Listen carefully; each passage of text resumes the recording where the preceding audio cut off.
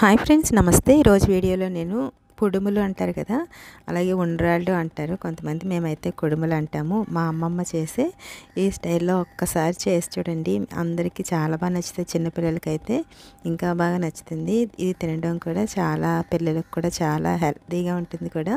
ఒకసారి ఇది ఎలా చేసుకోవాలో చూద్దాం. నేను ఇక్కడ రవ్వ కడిగి ఆరబెట్టిన బియ్యాన్ని మనం ఇలాగ మిల్లికి తీసుకెళ్ళినట్టయితే ఇలాగ మనకి రవ్వ కింద చేసిస్తారు. రవ్వ అని చెప్తే నేను ఇక్కడ 1 కప్పు తీసుకున్నాను. అలాగే 1 కప్పుకి కరెక్ట్గా 2 కప్పులు వాటర్ అయితే తీసుకోవాలి.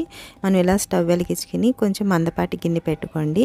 ఇలా 2 కప్పులు వాటర్ వేసుకున్న తర్వాత దీంట్లో నేను సరిపడినంత సాల్ట్ వేసుకుంటున్నాను. 1/2 టీ స్పూన్ వరకు సాల్ట్ వేసుకుంటే సరిపోతుంది. అలాగే 2 స్పూన్లు పచ్చెనగపప్పుని 1 గంట ముందు నానబెట్టుకోండి.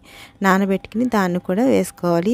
పచ్చెనగపప్పు మెత్తగా ఉడకకూడదు, అలాగే మీడియంగా ఉడికినట్టయితే సరిపోతుంది. మనం తినేటప్పుడు పంటికి తగులుతూ ఉంటుంది. ఇది ఒకసారి ఇలా కలుపుకున్న తర్వాత నేను ఇక్కడ పచ్చి కొబ్బరిని 1 చెక్క తీసుకుని దీన్ని ఇలా మిక్సీలో వేసుకున్నాను. చూడండి, దీన్ని కూడా దీంట్లో వేసుకోవాలి. కొబ్బరి వేసుకుంటే చాలా బాగుంటుంది కుడుములకి. ఇలా వేసుకున్న తర్వాత దీన్ని ఒకసారి మనము ఇలా కలుపుకోవాలి. కలిపిన తర్వాత ఈ నీళ్లు రోలింగ్ బాయిల్ వచ్చే వరకు ఇలాగా మూత పెట్టుకుని ఒకసారి ఇలాగా ఉడికించుకోవాలి. చూడండి, ఇప్పుడు దీన్ని మనము ఒకసారి ఇలా గట్టితో ఇలా కలుపుకోండి. ఇలా కలిపిన తర్వాత 1-2 నిమిషాలు ఉడికించినట్టయితే మనకి శనగపప్పు చక్కగా ఉడుకుతుంది. ఇలాగా చూడండి, ఒకసారి ఇలాగా మీడియంగా ఉడికితే సరిపోతుంది. ఇలా ఉడకాలి. ఇప్పుడు దీంట్లో నేను కొలిచి పెట్టుకున్నాను కదా 1 కప్పు వరకు రవ్వ. ఆ రవ్వని దీంట్లో ఇలా వేసుకుంటూ కలుపుకోండి, ఉండలేమీ లేకుండా. ఇలా కలిపిన తర్వాత ఒకసారి 2 నుంచి 3 నిమిషాలు దీనికి టైం పడుతుంది, తొందరగానే ఉడికిపోతుంది. ఇలాగా మనకి ఇలా చిందేటప్పుడు మాత్రం ఇలా మూత పెట్టుకుని 2 నిమిషాలు ఇలా చేసినట్టయితే చూడండి దగ్గరికి వచ్చేస్తుంది. ఒకసారి ఇలాగా కలుపుకోండి. నేను ఇక్కడ స్టవ్ ఆఫ్ చేయలేదు ఫ్రెండ్స్, స్టవ్ వెలిగే ఉంది. ఒకసారి ఇలా 1 నిమిషం వరకు ఇలా కలిపినట్టయితే మనకి ఇది మంచిగా ఉడుకుతుంది. ఇలా అయిన తర్వాత నేను స్టవ్ ఆఫ్ చేసేసుకుని చల్లారబెట్టాను. చల్లారిన తర్వాత మనం చేతితో ముట్టుకునే అంత వేడి ఉంటే సరిపోతుంది. మనం చేతికి కొంచెం వాటర్ ఇలాగా తడుపుకున్నట్టయితే కొంచెం మనకి చేతికి అంటుకోకుండా ఉంటుంది. నేను ఇక్కడ బెల్లం పెడుతున్నాను ఫ్రెండ్స్. బెల్లం పెడితే పిల్లలు చాలా బాగా తింటారు.